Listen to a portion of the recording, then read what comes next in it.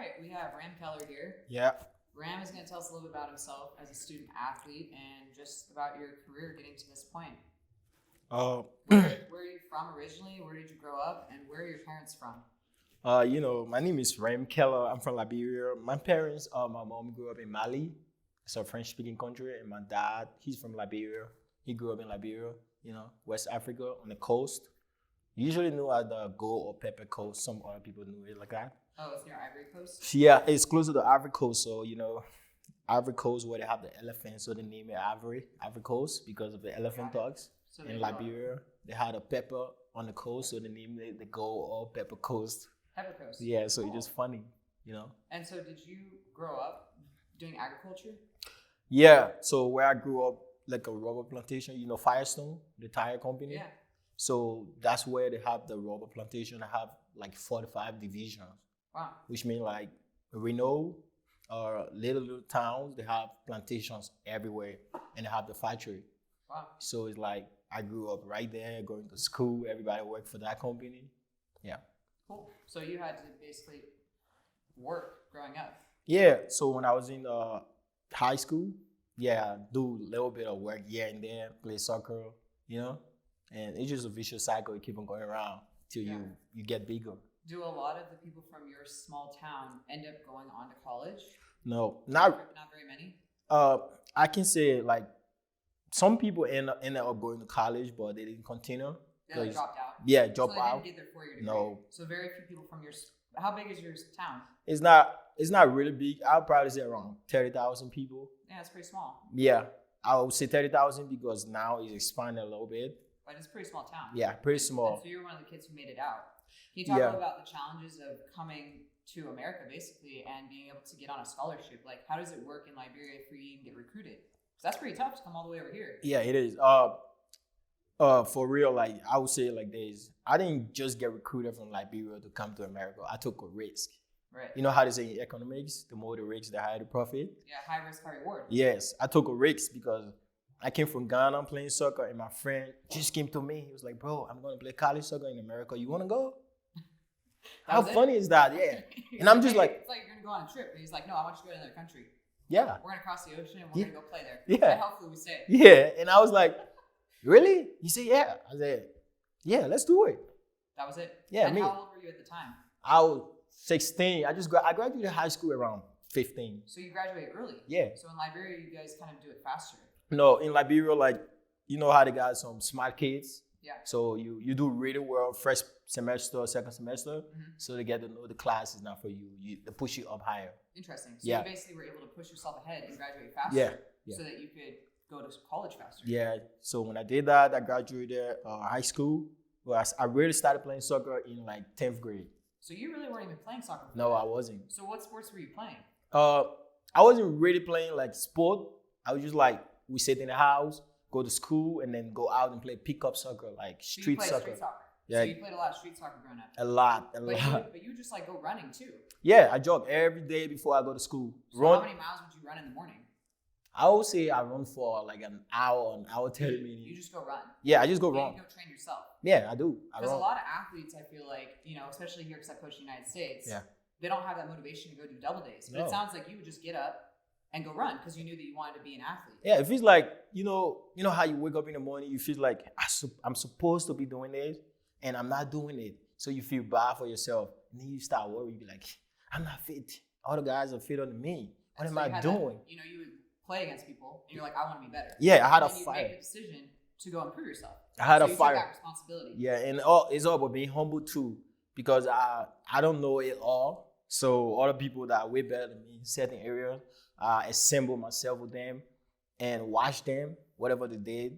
And then try to I learn from there. Improve upon it, right? Yeah. So you didn't have a coach telling you how to go do it. No. You would just be like, I want to become better. I did it. And then you'd go train yourself. Sure. Do you see a difference here playing in America compared to, say, other countries about the self-motivation? Yeah. Have you noticed a difference in, like, say, a kid only born here in America play here versus a kid that comes here as an immigrant? Yeah.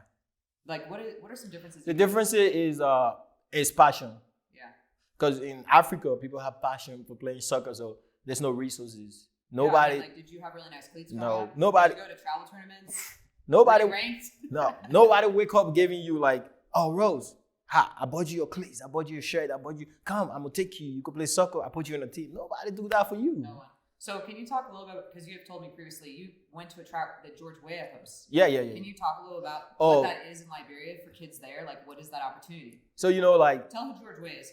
George Weah, he won the Ballon d'Or 1994, 1995. So he represented the Liberian national team. And he played for AC Milan. Played the World Cup, and then he Chelsea. Played in PSG. UK, PSG. Yeah. And so he's a very famous professional player. Very famous, yeah. From your country. Yeah. Probably one of the best. Yeah, one of the best. I mean, everyone kind of looks up to him, right? Yeah. And so what does he do every year? So every year he has like a little soccer pitch in the compound. House? Yeah.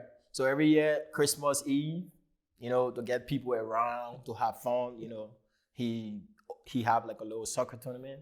Cool. So he invites like talented players. Yeah. And so what's he doing there? What's he doing? So everybody just play because, you know, he has passion for the game. So when you're really talented and he see it, he know that kid is talented. He can go farther. And I didn't have the opportunity when I was growing up, because George Weah didn't have that opportunity, because he grew up in poverty, when it came to Liberia, they didn't come for him to take him to France to play soccer. They came for another guy called James Diba.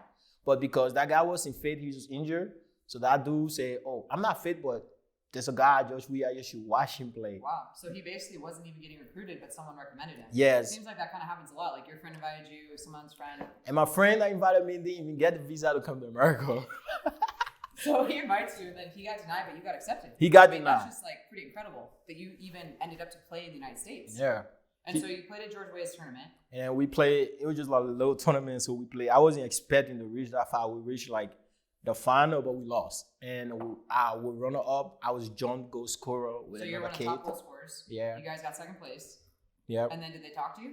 Yeah, we talked. And George Weah, I talked to everybody, but there was a lady working with him, came to me, gave me an envelope. She was really happy. She thought I scored a fantastic goal, you know what I mean? But I was motivated because I saw everybody smiling. They smile, everybody's faces, everybody's happy, you know? So I just motivated, if I can play soccer like that every day and people want to watch me play, it's amazing. Yeah, that you had people that like to watch you play. Yeah. But I think it's pretty incredible that you really didn't start playing officially until you were about 10th grade. Yeah. And then you just have been developing yourself as a player on your own. Yeah. So when you came to the United States, where did you end up playing? So like when I was growing up playing soccer, I never thought I was good at soccer. That's a fact. And for people who don't know, Graham has been on a scholarship for 4 years and then just graduated in May. Yeah. And you were on a scholarship all 4 years at American universities, essentially. Yeah. Well, they must have thought you were talented. Yeah, I know. Yes, that's true. But like within myself, in the back of your mind, you always have that desire to do better. Yeah, because you always have that like internal motivation to always go train yourself. Definitely. So you never felt complacent. Yeah. But you saw a lot of players who in college they didn't get playing time and they didn't get picked up. No. And do you think that also comes from like your internal desire to be better? Yes, man. You have to have that fire burning in you. You have to feel like you're not where you want to be. Yeah. Complacency kill decency. Like once you're complacent, you fall back. You should never be. Right? Yeah, you can't make it. You should never be complacent because you feel like you got it all. That's what they say. Most people with talent, are born with a talent. They don't end up playing the sport they want to play because they feel like they're so talented. They don't train hard. Thank you. They don't have to put in work. No one really told you you were talented growing up. Nobody. But then when you came here, you actually ended up breaking records. Yes. And that's pretty, because there's a lot of kids who get special trainers and they go on special tournaments. All of that. And you had none of that. Nope. You came here and you just trained yourself all the time. Yeah. Did you have a lot of equipment? Nope. You had a ball? Nope. Sometimes you had running shoes. No. Sometimes you had cleats. Not all the time though, right? The shoes I ran in is the shoe I wore to go out. You just had one pair. The shoes I ran in is the shoe. So I'll tell you the story. Like when I was growing up, like you and my friend, your sister or your brother, they're my friend, but you're way better than me at soccer. You'll have different qualities. You fast. He's skillful. So what I do is like I fill in the puzzle. I know me, I'm liking a certain thing. And my friends, they have it. So I just go around, play the humble guy. I used to have a friend, he was really talented. Like majority of my friends were way talented than me, to be honest. But who made it? But what happened was they used to bully me. And I used that bully as a fire. They used to tell me, oh, you're not fast enough. You're not skillful. You get tired faster. So I felt like everybody, if they can do it, if they can be at that level, I can do it too. Right. And then I started challenging myself. I started training. I started running. And the funny story about it, I never played soccer really well. When I was growing up, nobody taught me it. My dad wanted me to play golf. Your dad wanted you to play a different sport. He whooped me a lot of times. Because you weren't playing golf. Nope. Because you wanted to play football. Soccer. Soccer, yeah. Yeah. So the guy. So I mean, it's not like you really had parental support. No. You didn't really have good coaches. Nope. You didn't really have a lot of offers. Mm-hmm. You just had a fire. Nope. And that was it. That was it. When I came to America, there's one dude. He's from Liberia. His name is Shoen. So when I came, Clarify where you went in the beginning. Pennsylvania. And so you played at a Harcum College. And what level is Harcum College? NJCA D1. Okay, so it's a junior college D1 level. Yeah. And you were coming as an immigrant. You I spoke was English. That was good. Yeah, I spoke broken English. But you spoke broken English. So Yeah. you kind of had a language barrier. Yeah. You didn't have a lot of money. Nope. Didn't have a lot of formal training. Nope. But you earned a scholarship. Yeah. So the funny story is, I came on a risk. So my friend was You like, took a one-way flight. yeah.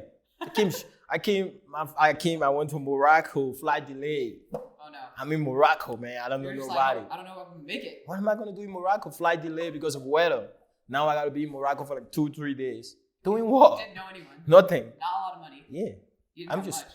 I'm just like, Hopefully you make it. hopefully And you got on a flight, you were able to come here. came to Philly. You got a visa to try out. Yeah. And then you were able to get a student visa. Yeah, so I didn't have a scholarship yet when I came. So you didn't have a scholarship. Nope. You were just like, I'm gonna try. You literally took a huge risk. Yeah. And you're like, I'm just gonna give 100%. Believe in myself. I believe in myself, and they better believe in me. And I hope that this works. I mean, because a lot of people are too scared to even do that. Yeah. They don't want to go try out their local college. Nope. And you literally came across the world, Because got stuck in a foreign country, a different country, where you didn't even speak the language. yeah. Show up here where you speak broken English. Yeah. With no scholarship offer. Nope. Barely a visa to even get here.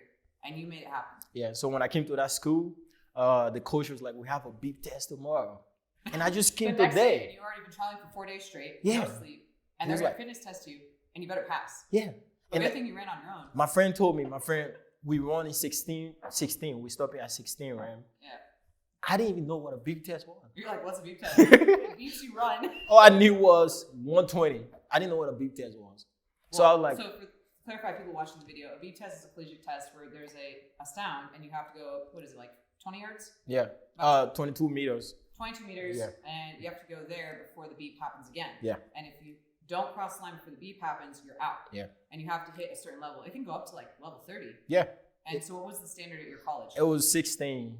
Okay, which So- is so- an average level fitness. At very elite colleges, they have it like you have to hit level 20. Yeah.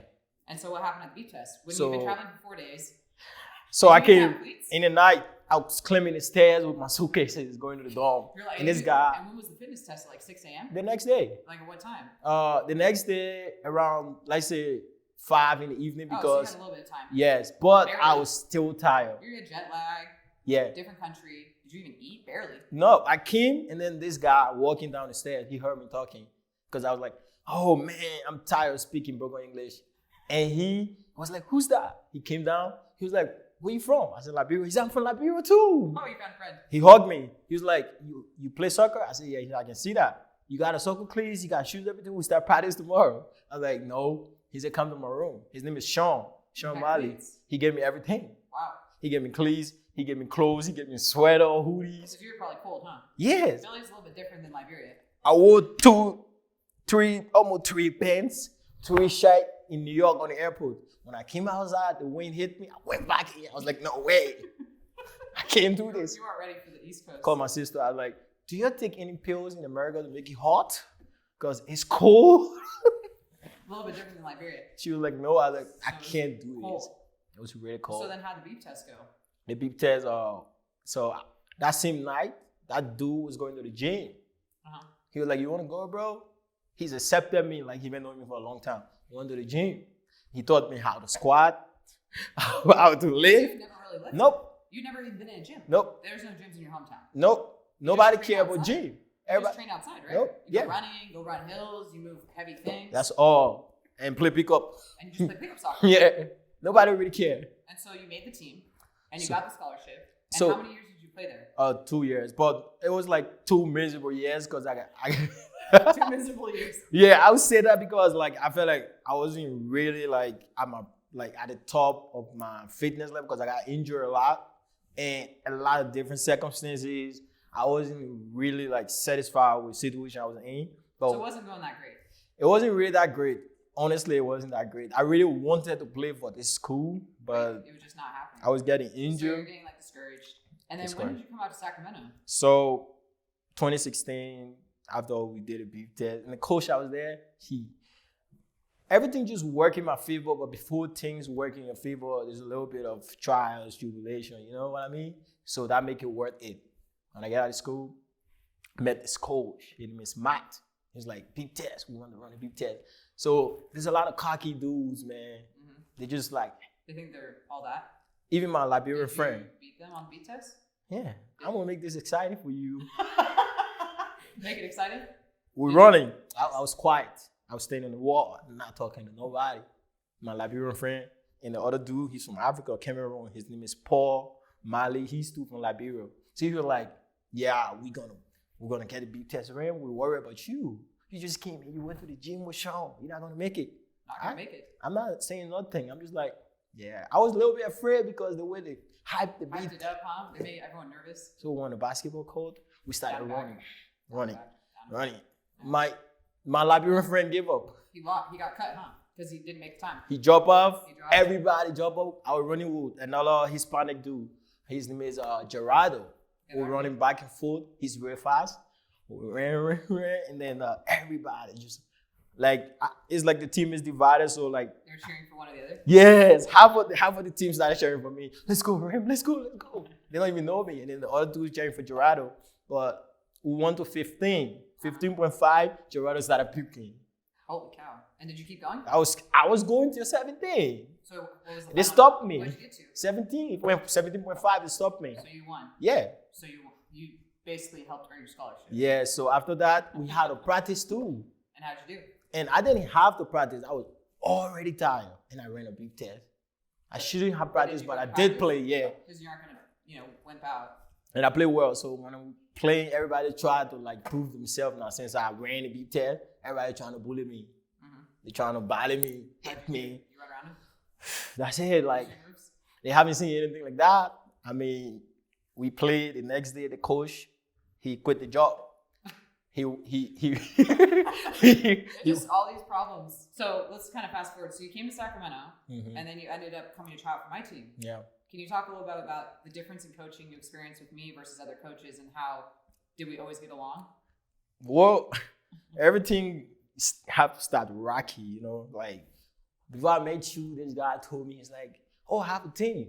Azteca, you want to play? I was like, what team is that? He told me. I was excited. I played for one team in Philly. I was the top goal scorer, Philadelphia Union U23. So at the time, I just came to Sacramento. I was like, yeah, take me there. And this was towards the end of your junior college career. Yes, yeah. So you were looking to go somewhere. Yeah. Did you have any offers?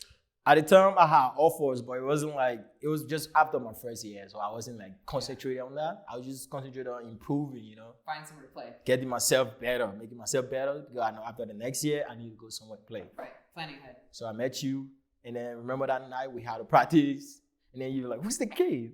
We're practicing, you put me on the other side, 11v11.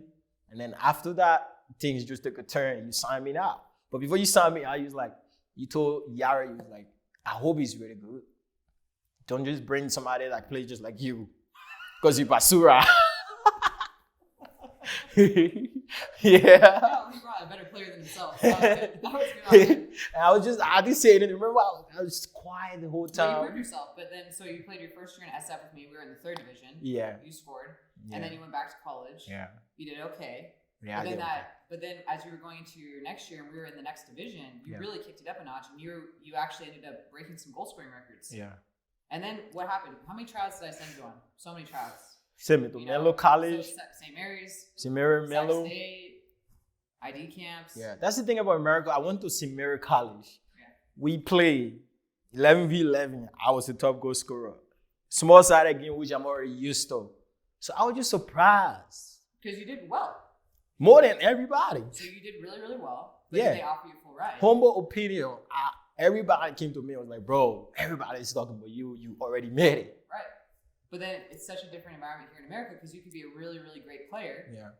But you can still get no offer to high level level school. No offer, yeah. So then, how many other schools did I have to send you to try Menlo out? College. You sent me to Menlo. Another one. Did great, performed well. I went to the practice session. It was whack. It was like lazy. Everybody. But you did well. I did well. but Still no full ride. still, he told me he was going to offer me, but then I don't know what he told you. Everything changed. I was like, I was really disappointed. It's hard because you go out, you give 100%. Yeah. You think you're going to get an offer at least. Yeah. And then a lot of these American coaches don't offer you. No. And then how did you feel as an athlete? I feel really, I hard. texted you. I was like, I don't want to play. You wanted to quit the sport. Yes, I was really disappointed. And then you told me, like, we're going to keep on trying. And then you sent me to Stanislaus. You remember? Mm-hmm. You sent me and Rizzo and some other guys to Stanislaus. We play, and the coach really liked me. John, what's his name? JP. Yeah, JP. So he wanted me to play for that club, Laredo Heat. But then they never had enough money to offer me because the school doesn't have a lot of money in the program. And then you played against UC Davis. Yeah. So I mean, you played against UC Mary, Davis, Sac State, UC Davis, Stanislaus, Menlo. Yeah. I mean, you went to like 6 or 7 tryouts. Yeah, UC Davis. UC Davis. So yeah, UC Davis game was a really good game. I played against Pacific, University of Pacific too. So you played against multiple Division I programs, NCAA. Yeah. You scored and assisted. Yeah. You performed. Yeah. Did you get an offer? UC Davis, I didn't really talk to the coach, but Sac State wanted me to come in the spring. Stanislaus already wanted me. It was just a money problem. Yeah. So I was just like, you know what? I'm going to just keep on trying. You told me to keep on trying. Matter of fact, you were like my backbone. You're like the spinal cord behind there. Keep it moving. Yeah. So because you wanted to quit a lot. Of course. Because it's very discouraging as a player. It is. To give 100%. You come in here on a risk, giving 100%. You make it through junior college, and then you're trying to transfer. Yeah. And then, you finally found a school trial for in Kansas. Yeah. And then how'd that go? Well, because you told me I wasn't going to Kansas. Remember? Because you texted thought me? It was below your skill level. Yeah. Because a lot of players think that. They think, I'm going to go D1. I want to play D1. Yeah. What would you tell a younger player who's talented, and what would you tell them about looking at other opportunities? Well, I think you should go somewhere that fits you well. That wants you, right? That wants you, that fits you well. Somebody that in need of you because you go to certain schools, they have quality of player just like you. That would be a waste of time because you wouldn't have enough money. And you're not going to play. Yes. And they won't give you scholarship money. Yes. You won't have a lot of scholarship because everybody skill-wise, they're top par. They're on that level as you. Good. Either as you or better than you. So you go somewhere that you play every day, you improve because once you play, your experience level improve, your quality improves, so you play every day. That's why when you wanted me to go to Kansas, I didn't really think I don't want to go. I was like, Kansas is far, and how am I going to play for Azteca? And secondly, I talked to the coach. I told him I wanted a 4-hour. The first time we texted, he said no. He said I have to be perfect like Jesus. So then you go out there, and then how did the tryout go? When I flew into there, he took me to practice. And then how'd you do? Kill it. You performed. Yeah, everybody. Just like how you always do. Yeah. This time, it was different. It was different. They offered you a real scholarship. He did. I mean, I think you bit and pieces of everything. You feel all the puzzle because when I went, we played 7v7. The next day, we had 11v11, real scrimmage where everybody had to show themselves now. And then after that, he called me to the office and he offered me this. I said, no, I call you. I was like, that's what he said. He said, I should take it. I said, what? He said, Ram, take it. Take it. I'm here for you. Take it. I said, okay. As I took it. But I feel like in Kansas, I never really liked it first. After the first week, I told you, I said, I'm coming back. What did I tell you? You said, Ram, stay there. You got to sing the miracle. You got to play. I want you to graduate college, Ram. You can do better. Come on. You encouraged me. And I stayed. So I feel like everything in my life has always been after trials and tribulation comes success, that's how life is when you take the right path. You know what I mean? It was never easy. Nothing. You never had it lined up. No one ever held your hand through this. I never had it easy. Years without seeing your parents. I mean, I've gone 5 years without seeing my parents. So you've got 5 years just grinding it out in America. 5 years. That's a long time. Some people can't even handle 5 months without their family. Nope. And you've been on your own out here doing it. So how did you do your first year? So as a junior, this is your third year playing college soccer out at Southwestern College. How did you perform as a striker? At Southwestern College. Did you get any accolades? Did you score? Like, what happened? When I went at Southwestern College, there was a striker there from Canada. So the coach told me, we want to play you as a striker. Okay. I can't play striker, coach. Look at my size. I said no first. Then he was like, just try. You always tell me, just try. If you can't make it, we'll see what to do. So you didn't even want to play striker? No, I didn't. And then how many goals did you score that season? And then I scored like 17. You scored 17 goals, and you never played striker. Preseason, everything, I scored 17 goals. And then when the season started, I didn't even, we played the first game. While I was scoring goals, I wasn't counting. You were counting. I wasn't even counting. Remember you? But you ended up, what did you end up doing that semester? Winning National Player of the Week. So you got National Player of the Week. Yeah. National Offensive Player of the Week out of every single NAIA program in the country. Yeah. It's a pretty big honor. Yeah. I mean, you got denied scholarships at 10 other schools. Yeah. But you ended up at this school that you thought was kind of, low level. Yeah. And you ended up earning National Player of the Week. Yeah. Imagine if you got another school, you might not even earn that award. Nope. Because they might not played you enough minutes. Nope. So then sometimes a lot of players, they get discouraged when bad things happen or they get told no. Yeah. But because you kept persisting and then the right opportunity came along, you ended up getting recognized nationally. Yeah. And then you ended up, how many records did you break at that school?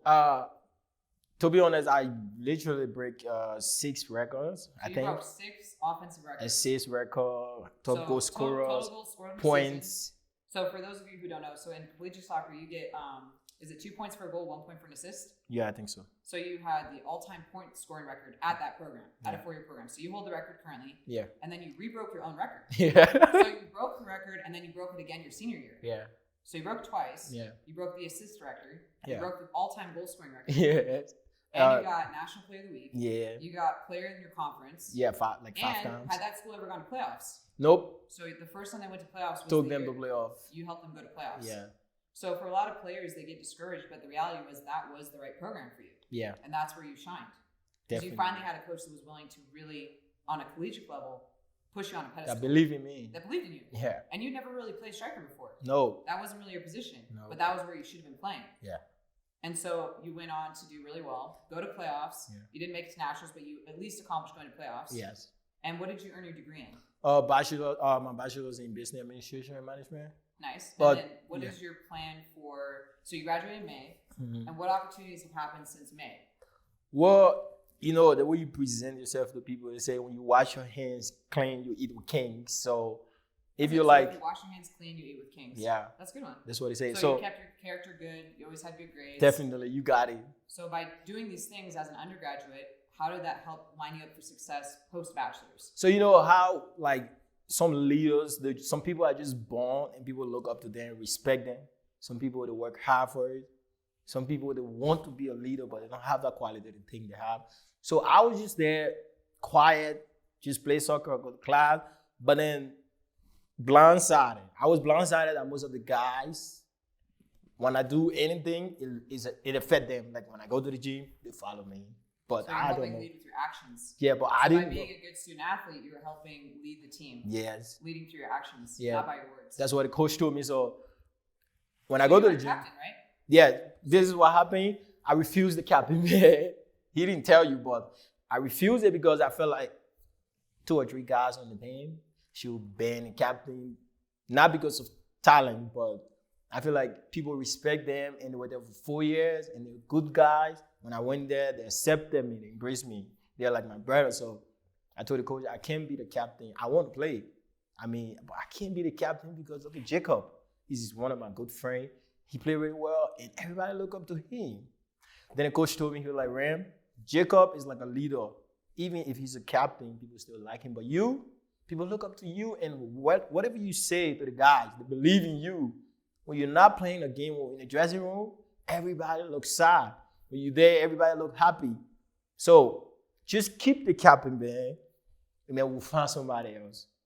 But in the meantime, keep it. So I kept it till I graduated. And you got nominated for Male Athlete of the Year at your school. So yeah. you had all the male athletes in the entire school. Yeah. You received a nomination. Yeah. That's a pretty big honor. So that means that not just in the soccer program, but other, the athletic director and other people at the school respected you as a man. Yeah. Do you think that would have happened if you had gone to a bigger school? Well, I think God works in a mysterious way. I mean, everybody shoot for the stars, but you don't really reach the stars. You fall on the moon. That's what they say. So at a bigger school, I think things would be a whole lot different than this because I went somewhere where people accepted me and they respected me, embraced me. At a different school, it might have gone like the way it went at Hacom College, Where it's just like you're just one of them. Yeah, I'm just one of them. And coach, one of them, but you didn't really feel like, Nope. that belief in you helped you achieve a lot of things. Yeah. Because because they believed in you and they liked you, you were able to go break records. Yeah. So being in the right environment makes a huge difference. Different and a lot of these younger kids, they think D1 or bust. No. What would you say to those younger men who might be looking at it like, if I don't make a D1, I'm not going to play college soccer? Well, it's like if you think education is expensive, try ignorance. So if you can't play a D1 soccer, it doesn't mean you can't play soccer. Doesn't mean you're a bad player. Jimmy Vardy played for Leicester City. He was 26 years old and went professional, Premier League. Rhea Myers, 26 years old, before he could even go play the Pro League. You're playing second division. Kante, second division. So there's time for everything. If you think you can play D1 right now, you can go NAI and still play another NCAA. And receive more scholarships. Yes. So do you think if a kid's looking at play D1 and go into debt, or play NAI and get a scholarship? Play D1 and go into debt is a bad idea because you're coming out of poverty, you want to go back into poverty. You want to go back into it, you want to go back into that. You want to be set up for economic success. Yes. And a lot of times coaches tell their players to take easy subjects to pass. What would you say to that? I mean, it depends on you should work on your potential. You know what your potential are. And human being, as we know, like, I don't think we really use all of our potential. Like, we don't really push ourselves. So some of the athletes, like, they just want to take an easier major. But then they lose their opportunity by getting that full scholarship. Yeah. And if you don't pick a good degree, then what's going to happen afterwards? Because if you graduate, you get injured, you don't get a good job. You're not going to play pro soccer. So then what should you do? You have to have a career plan. Yeah. So you got an offer to be a graduate assistant. Yeah. And so because you did so well as an undergraduate, now you have an opportunity to pursue your master's degree. Yeah. And then be an assistant coach at the collegiate level and build a career in coaching. Yeah. Because as a professional soccer player, how long are those contracts? 2 years. And for, unless you're in the top premier division, even if you're in America playing, it's not a lot. 1 year. Yeah. And so if you don't have another career path, so you did a business degree and now you're going to go do your master's in business while you're coaching in college. Yeah. So what would you tell a lot of the younger players? Like, because they think, I'm going to play pro after I play college. And you have records. You got National Player of the Week. You got five-time conference player of the week. You got top 11. You were captain. You have 6 records at your college. But and I'm conference player too, like second team or first team. So second team, all conference. Yeah. So you have all these awards, but you're still focused on pursuing your master's degree. Yeah. You had above a 3.5 GPA. Yeah. And now you're going to be an assistant coach in college. Yeah. Which is, even a lot of people look at you and be like, why isn't he trying to go pro? But it's like, that at the end of the day, you need to have a career and make money. Yeah. And need to have a solid place, if you want to provide for a future family. Yeah. So I would say this, like, that expression, stay far from Tomit. Say what? Stay far from Tomit. Like, stay far from Tomit because the sky is the limit. Okay. So when I was growing up, I feel like I know that there's certain places I don't fit because I don't have the talent, but I can get the talent. I can work hard and be talented. There's some skills you can practice and perfect. You know what I mean? So I just stay far from Tomit. I feel like getting a bachelor's degree. There's more to come. I mean, so out of your family in your village, how many people even earn bachelor's degrees? Are you the first in your family? In my family, yes, I'm the first. Honestly, I'm the first person, yeah. So you're the first in your family to earn your bachelor's? Yeah, but I have like people that live with my mom and dad. But I mean, in your immediate family? Yeah, my immediate family, I'm the first. So that's a big shift. That's a huge boost. So coming out of that small village, I mean, not a lot of people have bachelor's degrees there. Yes. Not a lot of people even go to college. No. And now you took a huge risk, came to America, worked very hard, tried out all the time, took a huge risk, and now you've just earned your bachelor's degree, and now you're going to go on and do a master's. Yeah. It's a huge accomplishment. I mean, it's a huge accomplishment, but I don't think it was only me alone that did all of that, you know what I mean? Because I surround myself with people that push me like you. Not few people, but people that... In life, it only takes few people that believe in you to make you reach where you want to reach, and yourself. But first yourself. Because if I hadn't gone to... Remember when you told me to Miguel? You was like, Miguel only trains certain talented people. Mm-hmm. So I was like, wow. Because Miguel works with professional athletes. So that rang a bell. You know what I mean? Like, damn, there's more people that are talented than me. I got to work with myself. So before we usually go to Miguel in the morning, I will go for a run. Right. Then I come back. Training yourself and then doing extra work, which led you to break multiple records, National Player of the Week, and now it earns you the position to be an assistant coach at that program. Yeah. So the hard work really has given you so many opportunities. Yeah. Because a lot of people, they have the talent, they receive a scholarship, and then they think that's it. Yeah. But you always keep working on it. To end this, what are some things that I've taught you as a coach that have carried over into your life? When I met you, Rose, it it was not all like sweet. It was like, yeah, taking thing. We passed through town. We grew the roses. The team got better. Better players came, but consistency and ambitious. You're very ambitious. You want to be the best lady coach ever. I think that's your ambition. That's a good one. Like, you have to be ambitious but humble about it. And I like that about you. And you don't let nobody tell you what to do. Like, you don't let nobody stop you from doing something. Remember, I had groin injury and still play for you? My groin was tweaking. I used to miss hella goals. But then after I started getting better, I started playing better. But I was like, she never gave up on me. She didn't know me from nowhere. And she took me as her own. She didn't give up on me. She pushed me harder. I went to college. Even if my groin I needed surgery, I would still play. Because the team needed us, me and some other guy. So from you, I just feel like hard work pays off with Rose. Once you with Rose, she provide all the other resources. You just gotta work hard. And you gotta believe in yourself. You gotta be disciplined. Because without discipline, you can be the best player. If you're not disciplined, you can never reach the higher heights. You can reach where you want to be. Remember when you didn't want to work for a game that I had to bench you? Remember how you lost the game? Yeah, and I came that to was you. Hard. I came to you. Because I didn't want to bench you, but then you had to learn a lesson, and then you took that lesson, and then what happened in college? Yeah. You had that problem again, right? And you went on to succeed. That was a funny one. I mean, but it was necessary to kind of correct that, in the off season, so you could go succeed and then break all those records. Yeah, sometimes. So what would you tell to a younger man who might be in a team and who doesn't like the coach being harsh, but then how does that pay off later? Well, sometimes you just gotta sometimes you make mistakes. You things get to your head because we're humans. We're not infallible. We don't have power over knowledge. Things get to our head. We are cocky. Or we don't want to listen to oil. We think we know better. So you just need people to put you in your place. Even if you're talented. Even if you're talented, somebody has to put you in your place so you can see that the light at the end of the tunnel, but you gotta be disciplined. Because talent can't just take you there. Hard work. You gotta surround yourself with people like Rose, Shoen. Yeah, she has some flaws, but the intention she has is the best. I don't care if Rose curses me. I don't care if Rose tell me wrong on 120. But what is her intention? Your objective. Ram, I want you to be successful. That's the objective. And with everything you say to everybody, even me, I never talk back at you. I never argue with you. You know why? Because at the end of the day, I know you just want me to be successful. I respect people because of their intent. If your intentions were bad, I wouldn't be around you. But your intentions are way, way, way, way better for every one of us.